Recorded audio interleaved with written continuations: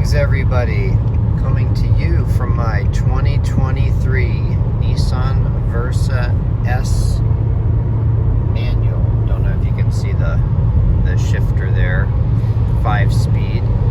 So I wanted to just give a quick update.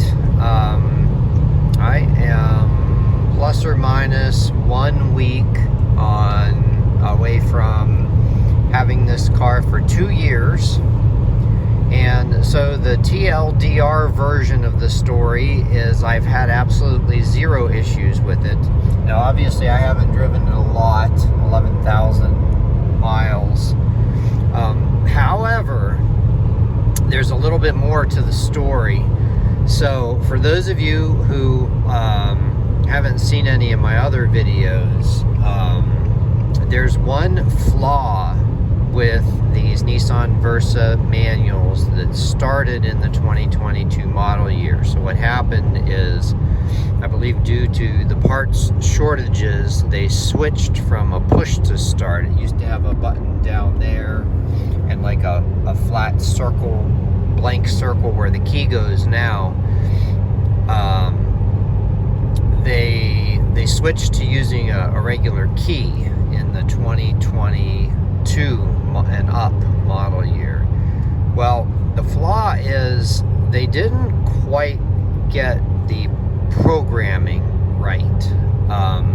So if you think about it, when you push the start button, you just push it once, and then the computer automatically controls the starter, and it will basically start the car, and then the starter will stop engaging once the computer detects the car is running. So on Mercedes-Benz's,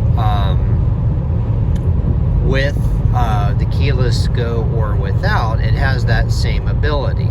So let's take one that does not have keyless go, even dating back to like the early 2000s. If you just bump the key, so in other words, just turn it and release it really quickly, it will automatically start the car and you're good to go. So on the first day that I bought this car, I wanted to test and see if that feature was still there. In other words, if it would still work the same way as with the push to start button, except using a key. So I bumped the key, it didn't start. I'm like, okay, fine, I'll just start it normally. Well, as I started driving, and I have multiple videos about all of this, the car had no power. So, holy cow, it is windy out. Car had no power. Like, I couldn't accelerate above 40 miles an hour. So I took it to the dealer. They couldn't find anything wrong. It threw a code. I can't remember what the code was, but it did throw a code. Well, you can hear the wind. I think we're having like 30, 40 mile an hour wind gusts. You can definitely feel it in this car. It doesn't feel dangerous or anything, but you definitely know it's windy out. Well, anyway, came to find out that in certain situations where you stall it, or if you don't get it started on the first turn of the key, it will cut the power. Now I did a video about how to reset it, but as long as you always hold the key on long enough to start it, and don't stall it, then you won't have that issue. And so I basically have been driving it for 2 years without that issue happening, except one time there was like a weird situation where I was trying to go up a hill or something, and I could only I like to park, and I stalled it, and that caused the power loss. That was actually when I did the video about how to reset it. So anyway, yeah, so overall I think this is a really well built car that is going